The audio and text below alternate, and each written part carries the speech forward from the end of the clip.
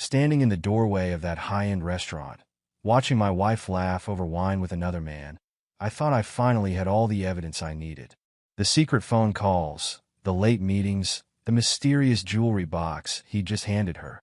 It was the perfect scene of betrayal. I was ready to expose everything, to tear their world apart. I never expected that in the next 72 hours, my entire life would unravel instead. Because sometimes when you go hunting for someone else's lies, you accidentally uncover your own. And my wife? She wasn't just gathering evidence.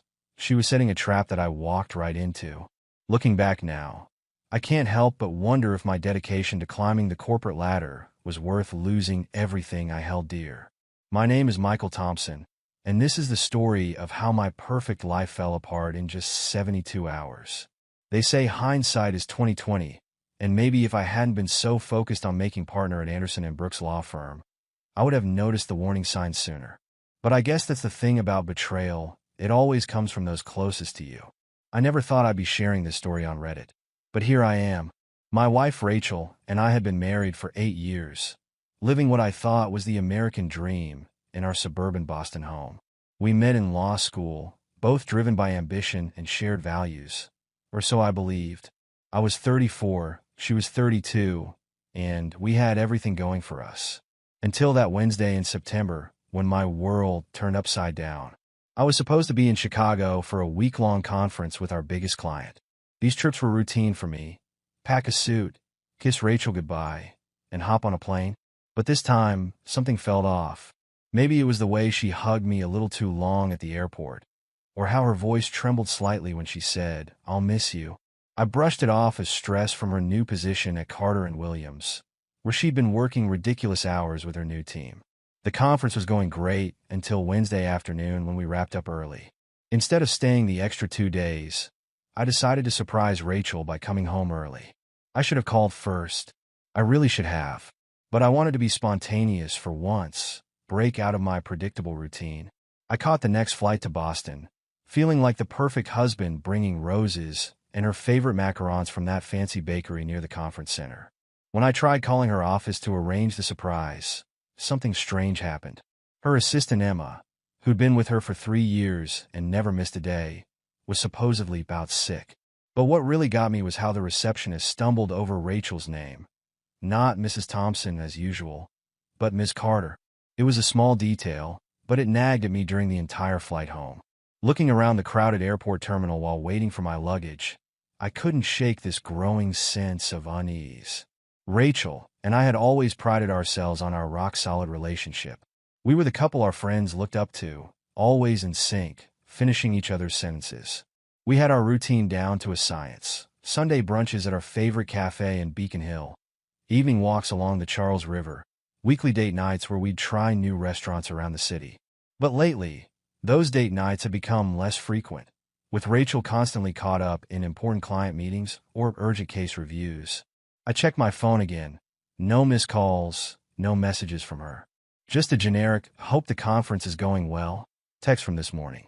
As I hailed a cab outside Logan Airport, the setting sun casting long shadows across the terminal, I couldn't help but remember how different things felt just 6 months ago, before she took this new position.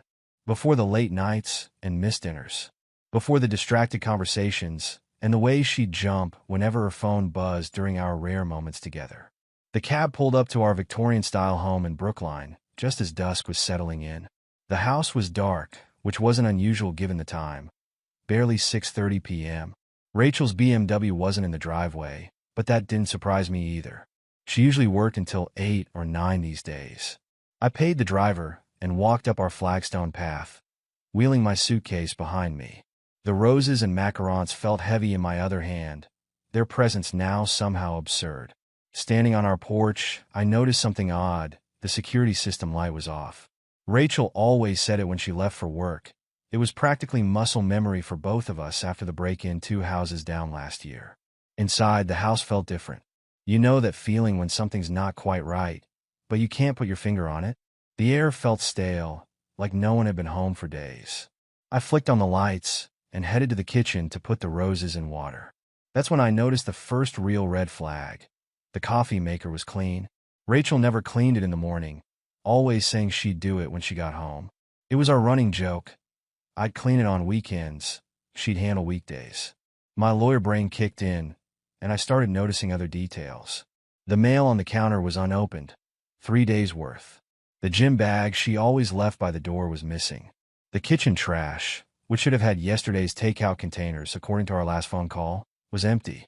I pulled out my phone and opened our security app. We'd installed cameras last year. Exterior only, we both agreed having them inside felt too intrusive.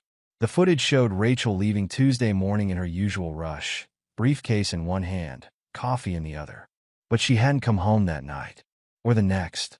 The camera caught her briefly yesterday afternoon, pulling up in her car, running inside for exactly 17 minutes, then leaving with a small duffel bag. My hands were shaking as I poured myself a scotch. I needed to think.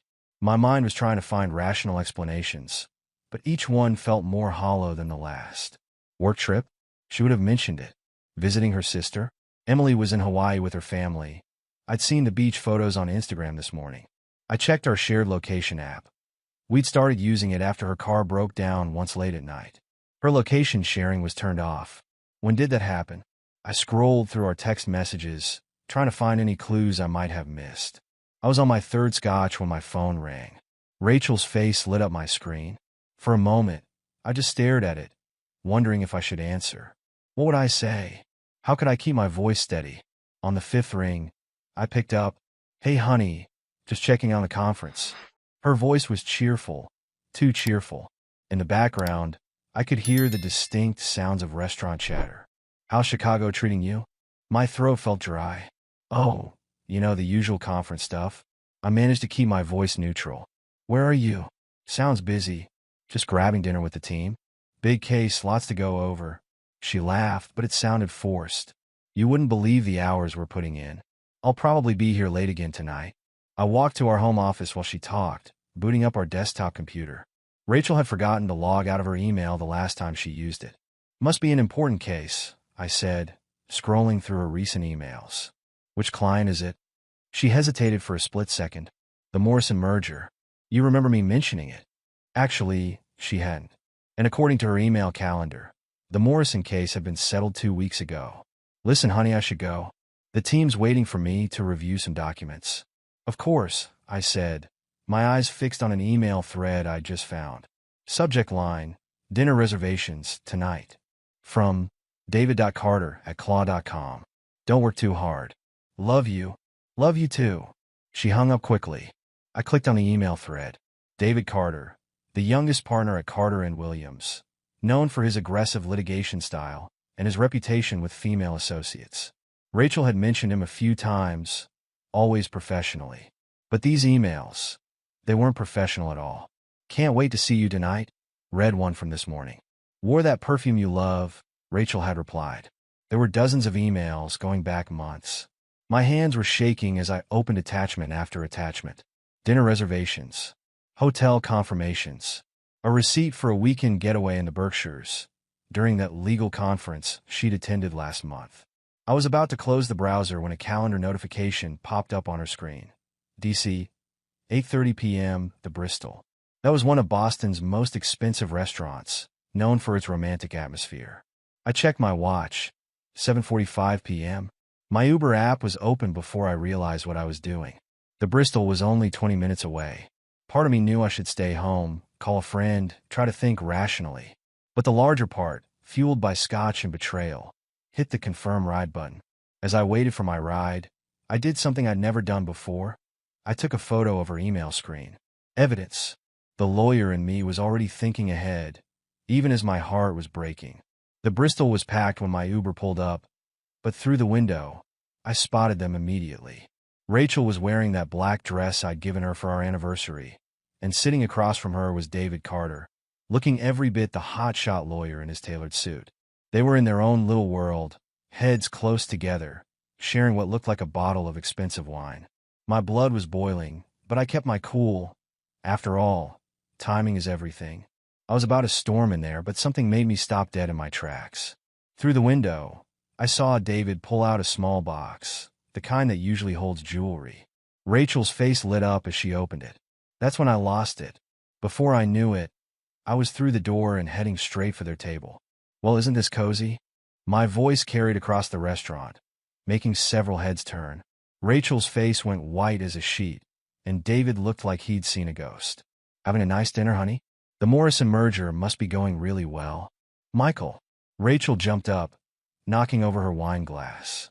You're supposed to be in Chicago, and you're supposed to be my wife, I said, struggling to keep my voice steady.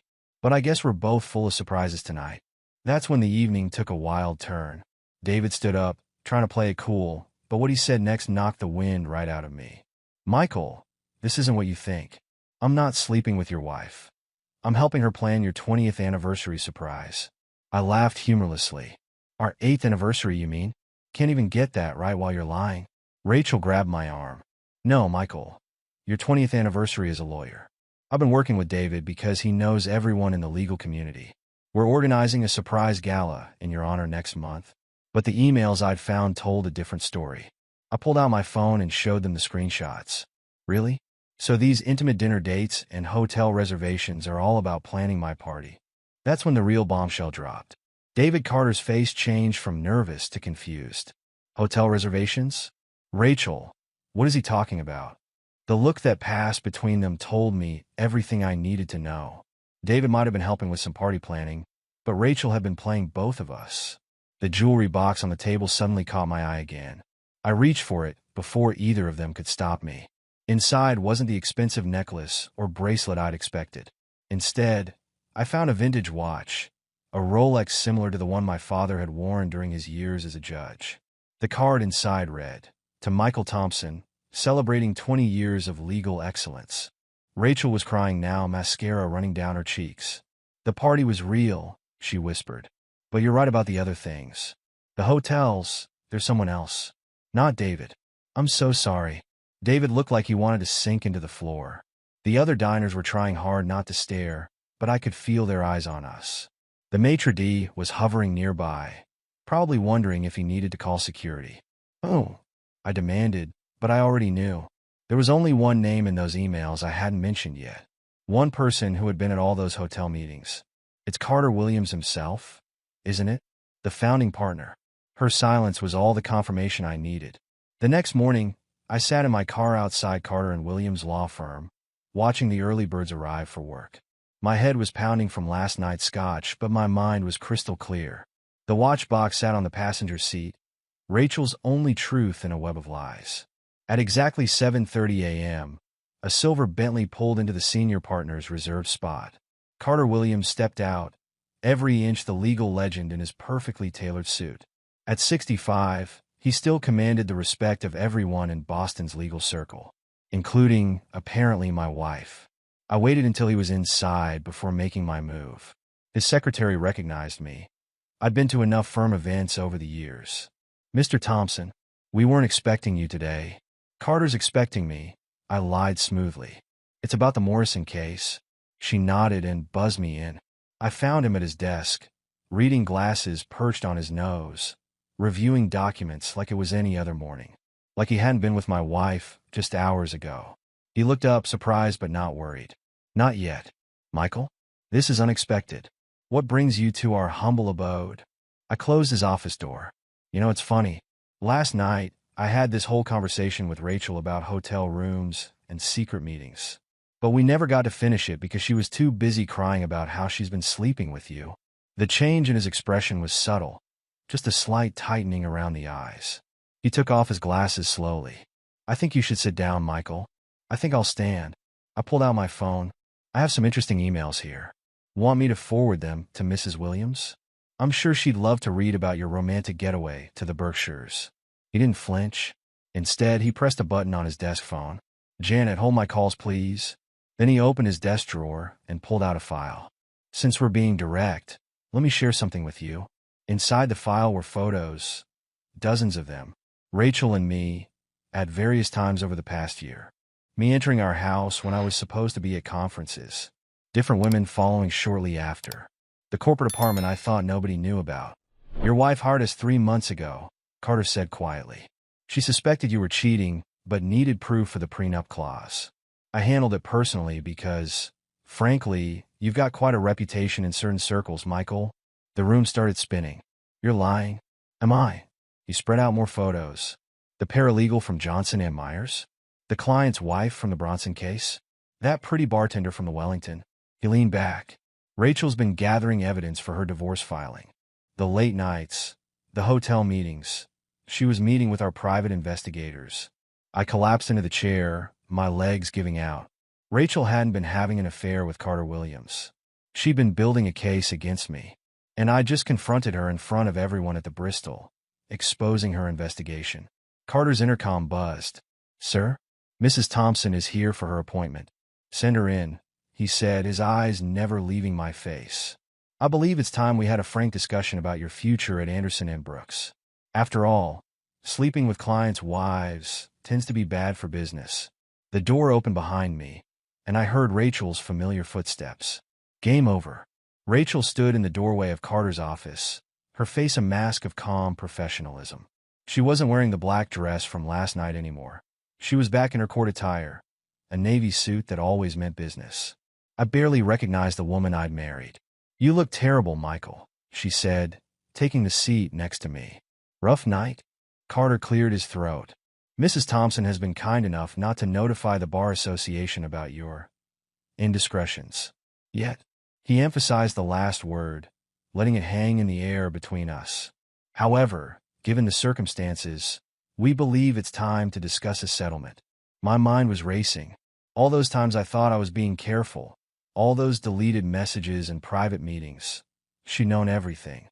I thought about the women in the photos. Each one had been a mistake, a moment of weakness I'd justified to myself.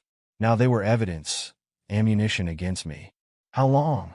I managed to ask. "Remember that conference in New York?" Rachel's voice was steady. "The one where you said you had to stay an extra night for client meetings? Jessica from accounting saw you with that redhead from the murder team.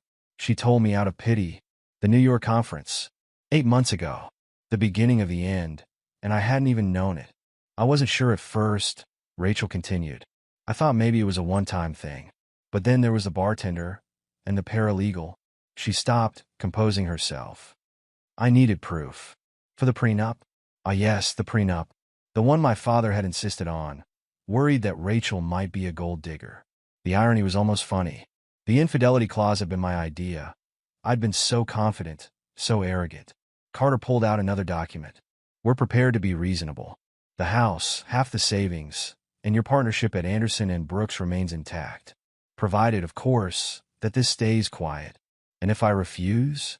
Rachel finally showed emotion, then a flash of anger in her eyes. "Then these photos go to the ethics board. Every client whose wife you slept with, every case you worked on while engaging in misconduct. It all comes out. Your father's legacy, your career, everything you've worked for. Gone?" I looked at the evidence spread across Carter's desk. Years of betrayal documented in crisp color photographs. The weight of my choices finally caught up with me. "When were you going to tell me?" I asked. "About knowing everything?" "Last night," she said quietly. "At the Bristol. I'd planned it all. A public place so you couldn't make a scene, David there as a witness. But you had to play the wronged husband, didn't you? Had to make it about you being the victim." The security guard escorted me to my office at Anderson and Brooks. I had 1 hour to pack my personal belongings, part of the reasonable settlement Rachel and Carter had arranged. My name would stay on the letterhead, but everyone would know I'd been forced out.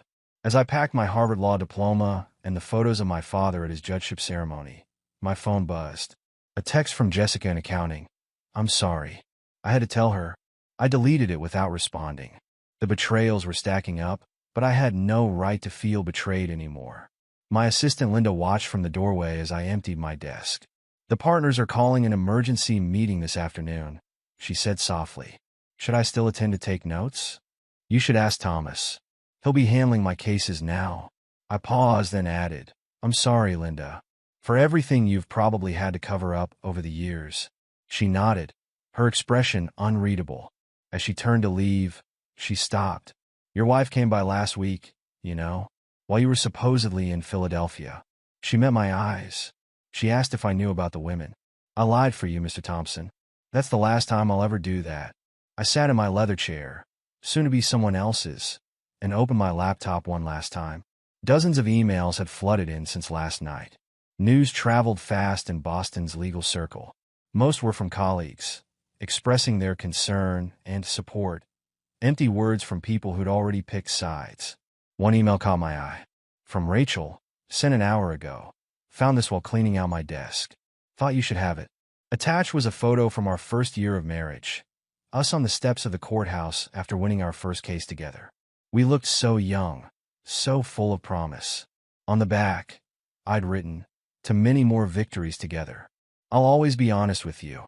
The office door opened again. This time it was David Carter, looking uncomfortable.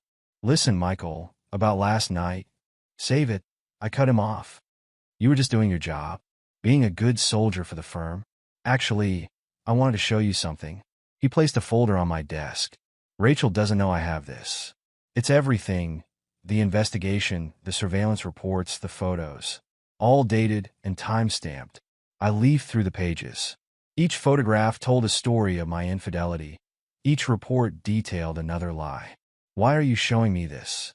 "Because you should know." She tried to stop the investigation. 3 times. He shifted uncomfortably.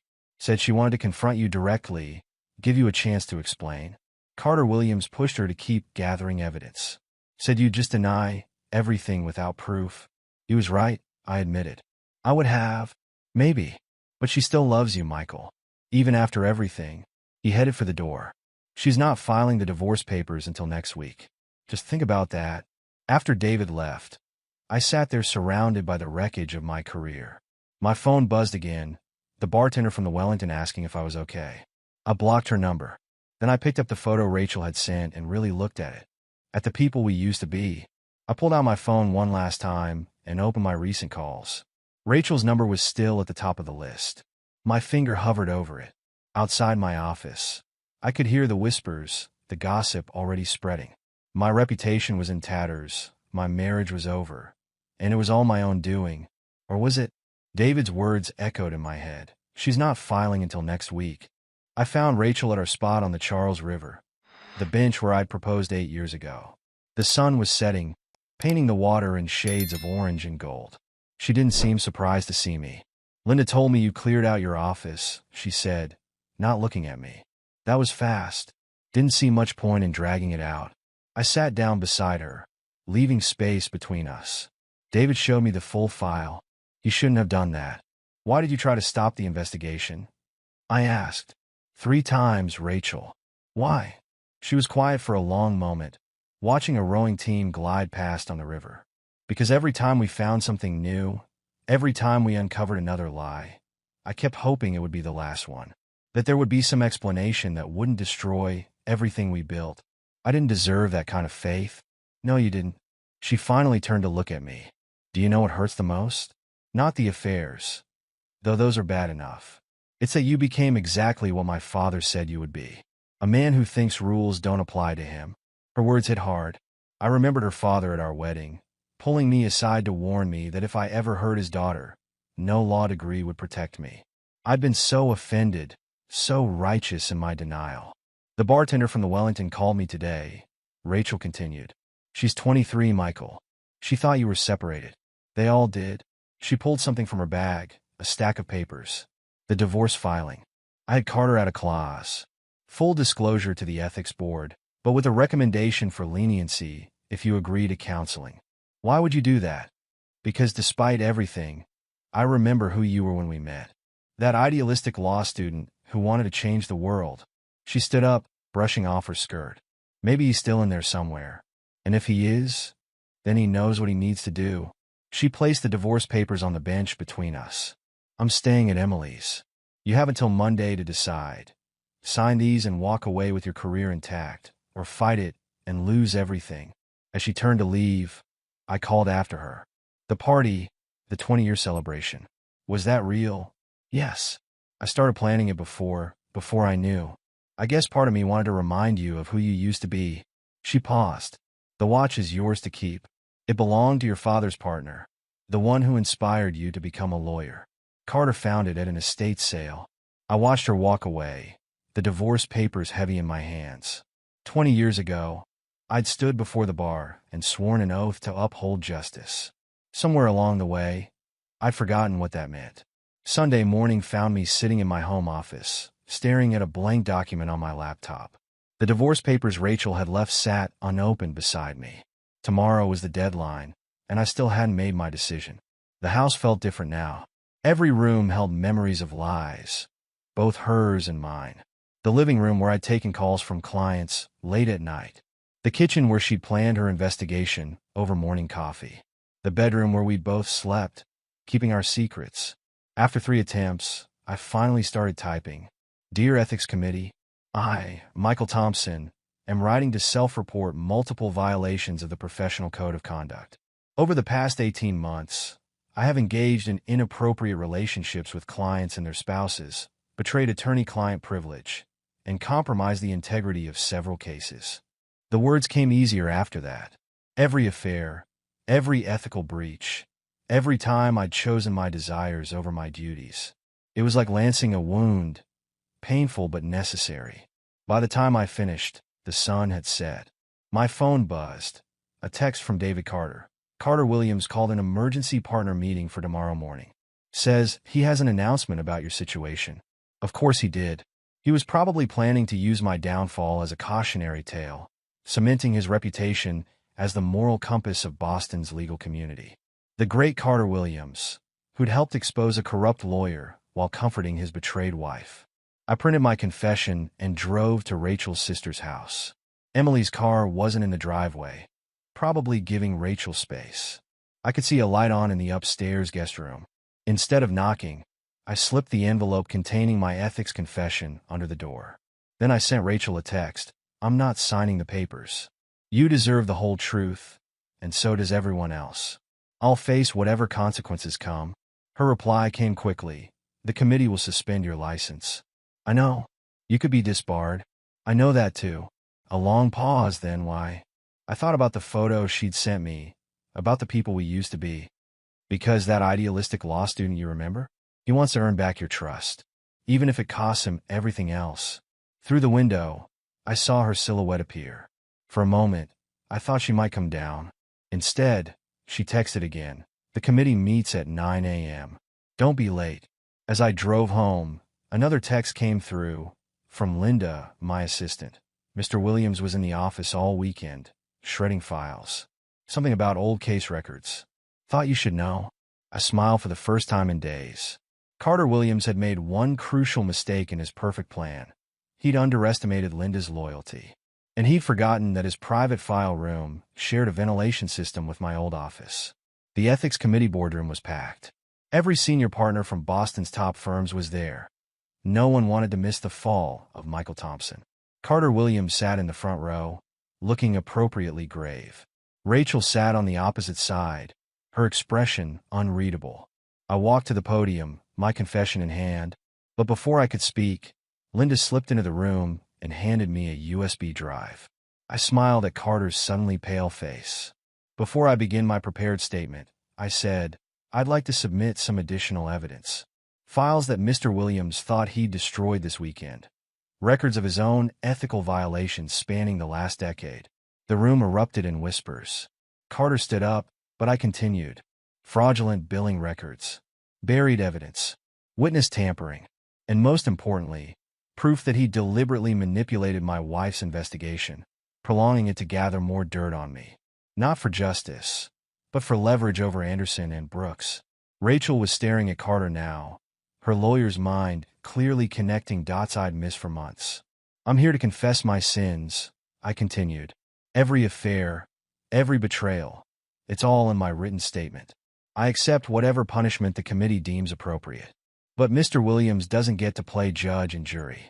Not anymore. 2 hours later, it was done. My law license was suspended for 18 months, pending completion of ethics courses and counseling. Carter Williams faced his own investigation. And Rachel waited for me outside. You could have used those files to save yourself, she said as we walked along the Charles River. Made a deal? That's what the old Michael would have done. I stopped at our bench. I meant what I said last night. I want to earn back your trust. However long it takes. She sat down, patting the space beside her. The The divorce papers are still unsigned. They'll stay that way, unless you want to sign them. I'll understand if you do. 18 months is a long time to rebuild trust, she said softly. Good thing I don't have any other cases to work on. For the first time in months, she smiled. A real smile, not the practiced one she'd worn during her investigation. The party plans are still in place. Seems ashamed to waste them. A celebration of my suspension? Bold choice. No. She took my hand. A celebration of second chances.